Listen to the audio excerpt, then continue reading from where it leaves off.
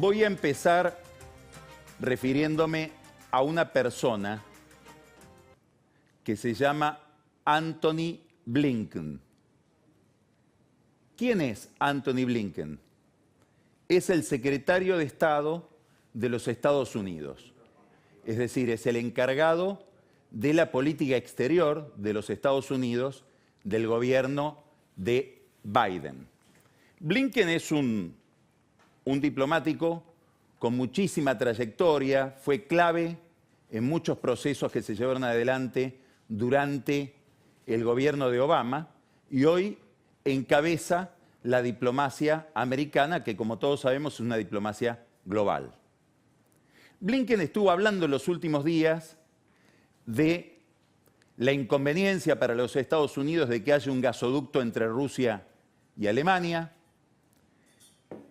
Entró en un conflicto con los chinos, en un entredicho, porque planteó sospechas respecto de la influencia que puede estar ejerciendo China en una investigación de la Organización Mundial de la Salud acerca del origen del coronavirus.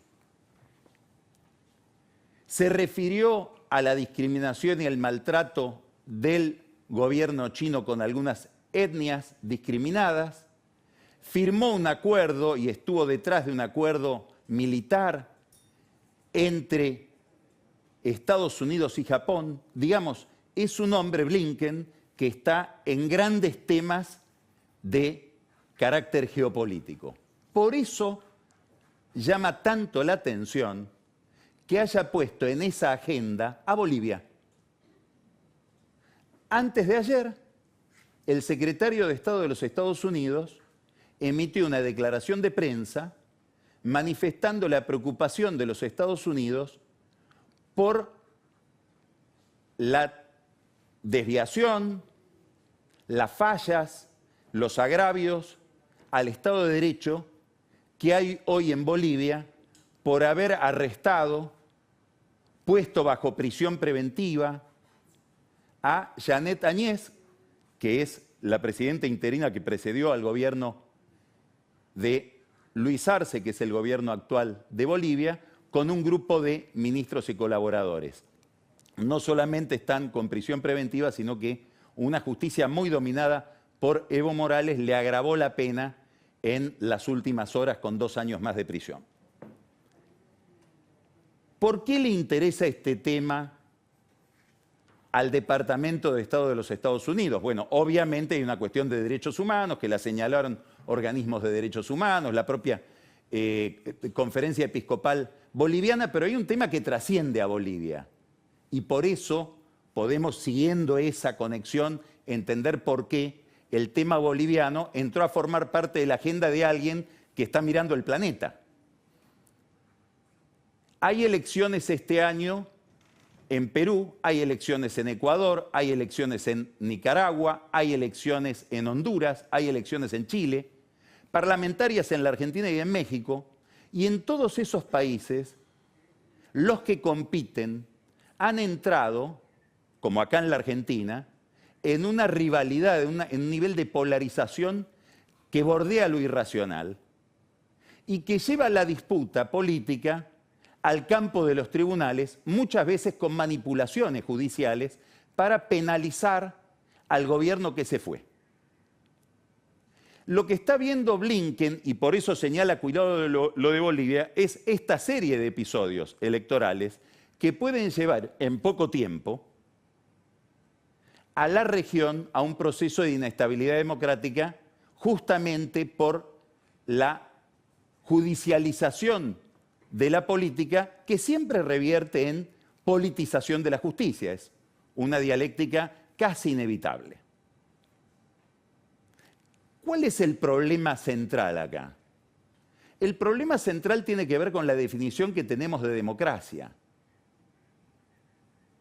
¿Cuál es el problema central? El problema central es ver cuál es el nivel de pluralismo que está garantizado en una sociedad. Una sociedad democrática, una sociedad pluralista, es por definición una sociedad donde pueden convivir distintas ideas, distintas visiones del mundo, distintas visiones de la agenda del país. Podríamos decirlo brutalmente, distintas verdades. Para que esas verdades puedan convivir, para que esas visiones distintas puedan convivir, hace falta un acuerdo básico, que no es un acuerdo sobre contenidos, es un acuerdo sobre reglas. Lo que está roto hoy, a nivel de toda la región, y también en la Argentina, y ahora me voy a referir a eso con dos casos, es el acuerdo básico sobre reglas y procedimientos, que es un acuerdo gris, es un acuerdo aburrido, pero es un acuerdo central para que podamos convivir en un país donde compitan distintas ideas. Lo que estamos viendo en la Argentina desde hace mucho tiempo es que respecto de las reglas hay una doble vara.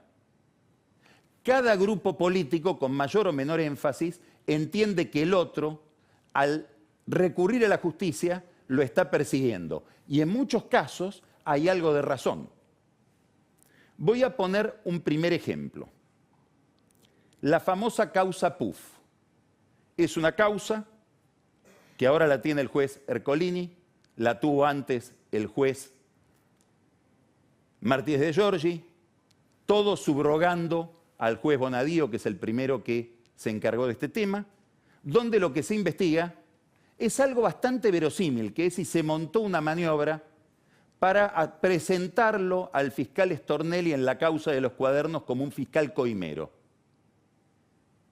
Y se intentó, montando toda una operación alrededor de un supuesto agricultor marplatense, Echeves, plantear la idea de que el fiscal Stornelli cobraba por poner a alguien en la causa cuadernos o por sacarlo. Ese es el contenido. El problema está en las reglas, el problema está en los procedimientos. ¿Por qué? Porque esta causa arranca con denuncias anónimas sobre escuchas clandestinas en el penal de Ezeiza. Se escucha a los presos que están en el penal de Ezeiza, exfuncionarios sometidos, y acá quiero subrayar esta palabra, a prisión preventiva. Lo mismo que se discute en Bolivia. ¿Quién es el juez que realiza las escuchas? El juez Federico Villena, un juez de Lomas de Zamora que tiene jurisdicción sobre el penal de Ezeiza. Pero ¿por qué escucha a esos presos que no debían ser escuchados? Porque en el pabellón donde están los exfuncionarios kirchneristas, él introduce, aparentemente de manera deliberada, o al menos muy poco clara, a un narcotraficante al que sí le realizaba escuchas legítimamente. ¿A través de qué le realizaba esas escuchas? De los 3 teléfonos públicos que hay en el pabellón. Pero lo curioso del juez Villena es que como en ese teléfono público, en esos 3 teléfonos públicos de ese pabellón, no aparecían datos de los presos kirchneristas, extendió las escuchas a todos los pabellones de toda un área del penal de Ezeiza, donde obviamente el narcotraficante no estaba. De esas escuchas aparecen algunos comentarios que darían para llevar a la causa de que pretende involucrar o enchastrar al fiscal Stornelli. Cuando le preguntan a Villena si puede aportar esas desgrabaciones, se lo pregunta Bonadío, le dice, no, yo no las tengo, pregunten la AFI. Después termina autorizando que se consulten esas desgrabaciones, pero no lo pone en el expediente de Segovia, donde él tendría que haber consignado esto para que lo vean las partes y para que lo vean los fiscales.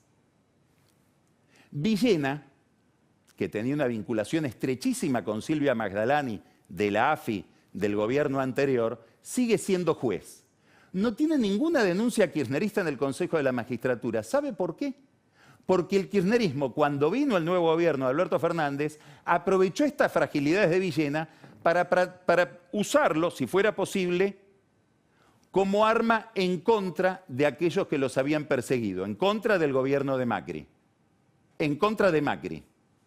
Es decir, hay una utilización del juez con deficiencias, por no decir del juez corrupto, en beneficio de la lucha política. Lo que se rompen son las reglas. Ahora vamos a un segundo caso. Vamos a llamarlo, y va a ser notorio en los próximos días este caso, el caso Rodríguez Simón. Fabián Rodríguez Simón es un abogado, ha llegado a Macri, fue director de YPF, fue el que le recomendó a Macri designar en la Corte a Carlos Rosenkrantz y a Horacio Rosati. El grupo Indalo, es decir, el grupo de empresas de Cristóbal López y Fabián de Sousa, que son gente íntimamente ligada a los Kirchner, entiende que la investigación sobre las cuestiones fiscales de ese grupo, que hicieron que tanto Cristóbal López como Fabián de Sousa se financien con la plata que no le giraban a la AFIP y que recaudaban de los consumidores de combustibles, que esa investigación en realidad fue una extorsión de Rodríguez Simón. Eso está por verse. Lo importante es que a partir de esta sospecha, la jueza Servini de Cubría, nota al pie de página, que es la misma que en una causa bastante irregular, fuera de todo control, pinchaba los teléfonos de Parrilli para escuchar sus conversaciones con Cristina Kirchner, ahora va para el otro lado y lo que hace es tomar el teléfono de Rodríguez Simón y todos los teléfonos con los que Rodríguez Simón se comunicaba, entre ellos el teléfono de Rosenkrantz, de quien Rodríguez Simón es amigo hace 40 años, de directivos de diarios, de periodistas de diarios que hablaban con él. Lo curioso de todo esto es que Aníbal Fernández, no Alberto, Aníbal Fernández, que es funcionario de este gobierno, es un funcionario del Poder Ejecutivo, importa mucho esta aclaración, es el interventor en Yacimiento Río Turbio, asiste a los programas del canal de Cristóbal López, del que Aníbal Fernández fue abogado y posiblemente, por lo que se ve, lo sigue siendo, y pide la prisión preventiva de Rodríguez Simón. Dice, están todas las condiciones dadas, lo dice él, un funcionario del Poder Ejecutivo, reemplazando a la justicia, para que sea detenido ya Rodríguez Simón, sin siquiera, escuche bien, ser indagado, sin siquiera darle derecho a la defensa. ¿Qué se pide prisión preventiva? ¿Con qué argumentos? Con los mismos argumentos que el kirchnerismo reprochaba las prisiones preventivas que se realizaban durante la etapa anterior, promovidas en muchos casos por jueces que tenían una enemistad con Cristina Kirchner, en otros casos por dirigentes del PJ, aliados hoy a Cristina Kirchner, y seguramente con beneplácito del oficialismo de entonces, que veía cómo quedaba estigmatizado el kirchnerismo, con bastante razón por las causas de corrupción. La prisión preventiva, de la que, como dijimos siempre, en Odisea se hizo un abuso, es privar de la libertad a alguien que no fue condenado, es tocar una cuerda sensibilísima del sistema institucional. Fue condenada por el kirchnerismo cuando les tocaba a ellos y ahora es pedida porque les toca a los otros. El lawfare es malo cuando soy la víctima, el lawfare es bueno cuando soy el ejecutor y la víctima es mi adversario político. Doble estándar, doble moral, imposibilidad de ponernos de acuerdo respecto de las reglas. Ahora, en lo que dice Antony Blinken sobre Bolivia, y cuando está hablando de Bolivia, también está hablando de nosotros, hay algo todavía más importante de carácter general. Blinken está defendiendo una determinada concepción del Estado de Derecho, porque pretende el gobierno de Estados Unidos políticamente, no solamente desde el punto de vista filosófico-moral, producir un alineamiento detrás de determinado tipo de democracia, frente al cual queden las democracias no liberales, los regímenes opacos, Rusia, China. Ahora, esto que dijo Blinken el sábado respecto de Bolivia, con esta proyección internacional que tiene que ver con la intervención de Rusia y de China en la región, que son regímenes antiliberales, autoritarios, adquiere una importancia extraordinaria en las últimas horas. ¿Por qué? Porque el sábado se produjo, ahora vamos a ver la foto, probablemente el episodio, el acontecimiento, para algunos expertos, como Juan Gabriel Tocatlián, por ejemplo, se trata del acontecimiento seguramente más importante del año, que está encarnado en esta foto. En esta foto está el presidente de Irán, Hassan Rouhani, y está el canciller de China, Wang Yi. Esto ocurrió el sábado. ¿Qué es lo que ocurrió? Un acuerdo histórico entre China e Irán, por el cual Irán va a proveer de petróleo a China a cambio de que China invierta 400.000 millones de dólares a lo largo de 25 años en Irán. Esta noticia no es que cambia el juego, acelera el juego. Esta noticia es una noticia de primera magnitud que tampoco nos es indiferente. Porque si miramos el mapa, la Argentina juega un rol importantísimo en este conflicto porque es proveedor de alimentos a una China que va tomando posiciones cada vez más firmes en contra de un determinado orden y que a partir de este acuerdo decide algo muy novedoso, una formidable intervención en la política de Medio Oriente. Cuando está hablando de Bolivia, Blinken está hablando también de esto. Esta noticia llega en un momento en que la política argentina estuvo dominada por la política exterior. Es decir, esta noticia, esta foto que estamos viendo, de una convergencia entre Irán, que es acusado por muchísimos países, sobre todo por Israel, de ser un Estado terrorista, con China, esa noticia llega en el momento en que la Argentina, por ejemplo, decidió, en un gesto hacia la dictadura de Nicolás Maduro, renunciar al Grupo de Lima. Que es una renuncia, la verdad, cantada. Hacíamos un papelón ahí porque es un grupo formado para presionar sobre el régimen de Maduro para que se democratice. Ese es el único motivo del grupo y nosotros no firmábamos los comunicados. Es decir, no entendíamos muy bien para qué estábamos. Pero se blanquea una situación y se blanquea un alineamiento. Hubo otro episodio muy llamativo, realmente inédito yo creo. El presidente de uno de los bancos de desarrollo de la región, la CAF, la Corporación Andina de Fomento, Luis Carranza, es un peruano, renunció un año antes de que se venza su mandato. Y en la carta de renuncia pone que lo hace porque no soporta más las presiones políticas y menciona, esto es lo insólito, que la principal presión política, presión facciosa sobre su gestión, proviene de la representación argentina, que ejerce un funcionario del gobierno que se llama Cristian Asinelli. Esto es raro, que alguien renuncie diciendo en un organismo internacional está el país. ¿Por qué se va antes Carranza? Para poder precipitar la elección del nuevo presidente de la CAF y que no intervengan algunos gobiernos que podrían surgir de estos procesos electorales que mencionaba al comienzo y que preocupan a quienes miran la región desde la plataforma desde donde la mira Blinken. El tercer episodio, muy importante, es que se confirma una vocación del actual gobierno, vocación que quedó al descubierto cuando en una grabación que surgió de una reunión de funcionarios del Mercosur, muy al comienzo de la gestión de Fernández, probablemente en enero, creo recordar, del año pasado, el secretario de Relaciones Económicas Internacionales, Jorge Neme, dijo, nosotros no queremos firmar ningún acuerdo comercial internacional con el Mercosur.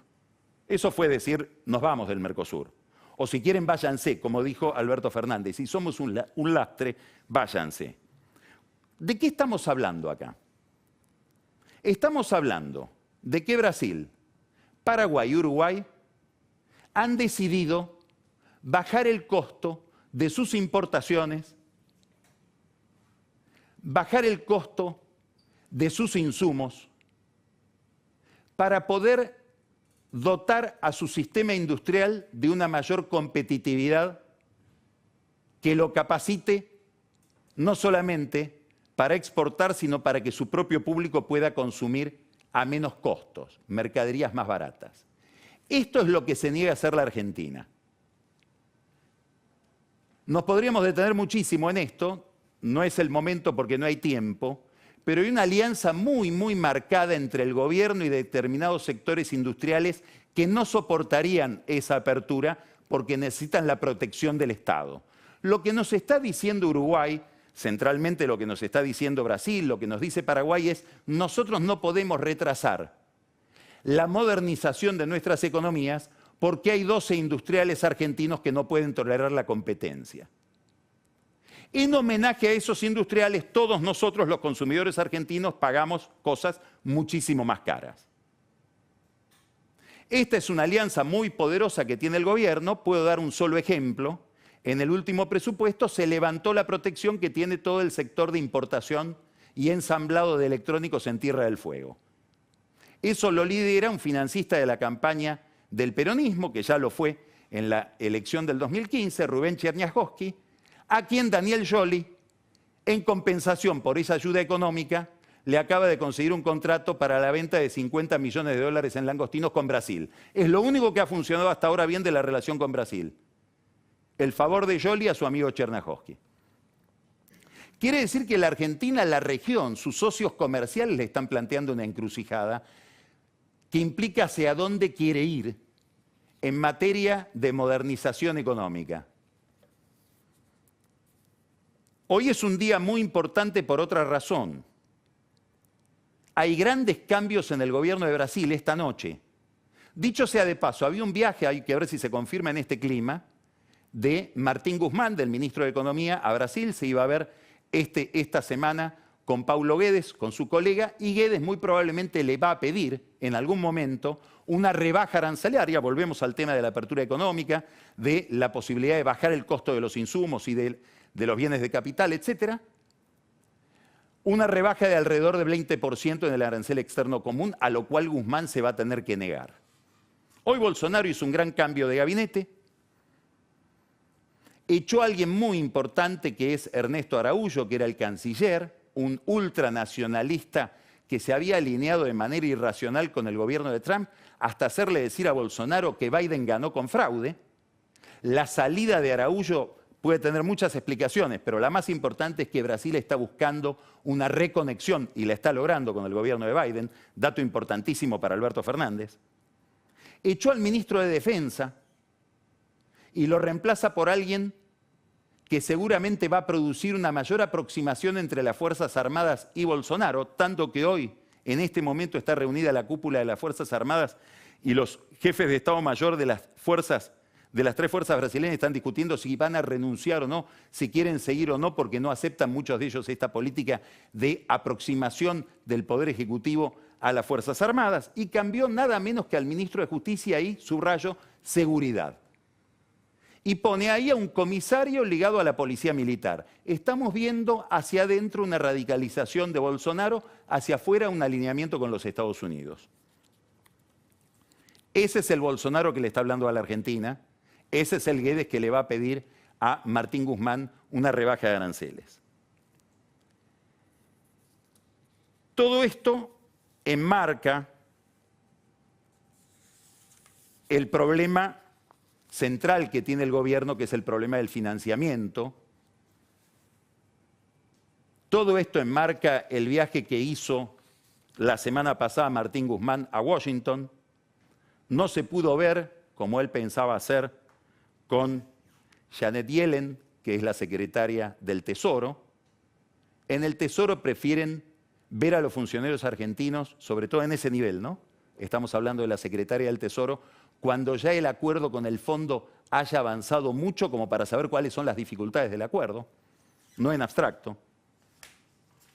Se vio con David Malpass gracias a que Alberto Fernández entró en la conversación con Malpass, importantísimo Malpass, no sé si Fernández lo sabe, es el presidente del Banco Mundial, pero era el segundo del Tesoro en la época de Trump, que es el que avala el préstamo que le dio el Fondo Monetario a la Argentina, casi el que puso la cifra. O sea que el día que vayan a la querella judicial, tal vez lo tengan que traer como testigo o poner en el banquillo de los acusados a Malpas, al que se le pide plata como presidente del Banco Mundial. Todo esto obviamente lleva a un conflicto con el Fondo Monetario Internacional. Hay quienes creen que Cristalina Georgieva en las conversaciones con Guzmán le manifestó alguna preocupación y alguna molestia porque se querelle penalmente a los funcionarios del gobierno anterior que acordaron con el fondo, porque es proyectar una duda también sobre la legalidad de lo que hicieron los funcionarios del fondo. Habrá que ver si el gobierno no empieza a cambiar de discurso en este plano y solo se limita a decir que la deuda es impagable. Y es verdad, es impagable. Todas las deudas son impagables y por eso los países normales las renegocian. Pero en la Argentina empieza a predominar otro modelo. Hoy una de las noticias es que los bonistas, que son acreedores de la provincia de Buenos Aires, decidieron ir a la justicia. Y empieza la provincia de Buenos Aires un conflicto judicial en Nueva York que interrumpe cualquier negociación. Vamos a empezar a revivir lo que vivimos en la época de los holdouts. Solo que estos no son buitres. Estos fueron inversores de buena fe que ven que la provincia no quiere negociar su acreencia. Entonces empezarán los embargos, empezará todo un ruido muy significativo políticamente. Porque Cristina Kirchner, cuando habla de economía, dice algo muy interesante. Dice, el modelo es Kicillof. No por su consistencia técnica, sino porque la gente lo votó. El voto no sería entonces una regla de validez, sino un criterio de verdad, como en todo régimen populista. El modelo Kicillof respecto de la deuda es este, es ir a tribunales. Este es el problema de Guzmán. No es técnico, le falla la política.